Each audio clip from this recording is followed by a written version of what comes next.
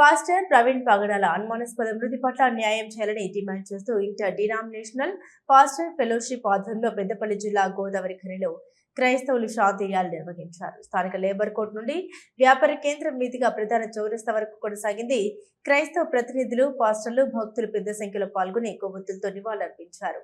దేశవ్యాప్తంగా అన్ని మతాల వారు ఐక్యతగా ఉండాలని, వారి భద్రత, క్షేమం కోసం ప్రార్థనలు చేశారు.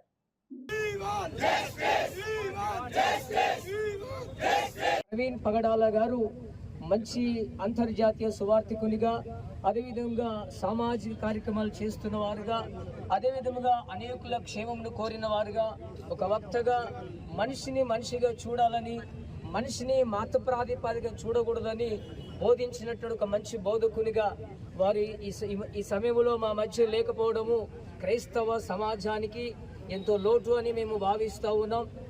అదేవిధముగా వారి మరణము యాక్సిడెంటల్గా జరిగినదా, లేదా ఈ మరణం వెనుక క్రైస్తవ సమాజంలో అనేకమైన అనుమానాలు రేకెత్తుతున్నాయి.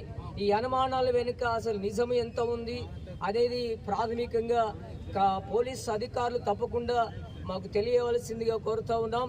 అదేవిధముగా ప్రస్తుత సమాజంలో క్రైస్తవుడు ఎప్పుడు కూడా శాంతిని మాత్రమే బోధిస్తూ ఉంటాడు, ప్రతి ఒక్కరిని క్షమించాలని బోధిస్తూ ఉంటాడు.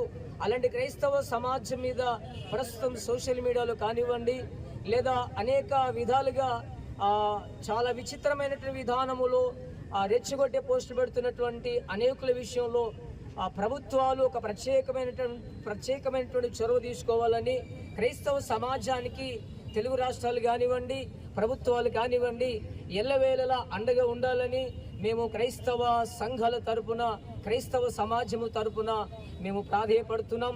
తప్పకుండా ప్రవీణ్ పగడాల గారి యొక్క మరణ విషయమైనటువంటి ప్రతిదాన్ని తప్పకుండా ప్రభుత్వ అధికారులు సమగ్ర విచారణ చేసి మాకు తెలియజేస్తారని ఆశిస్తున్నాం.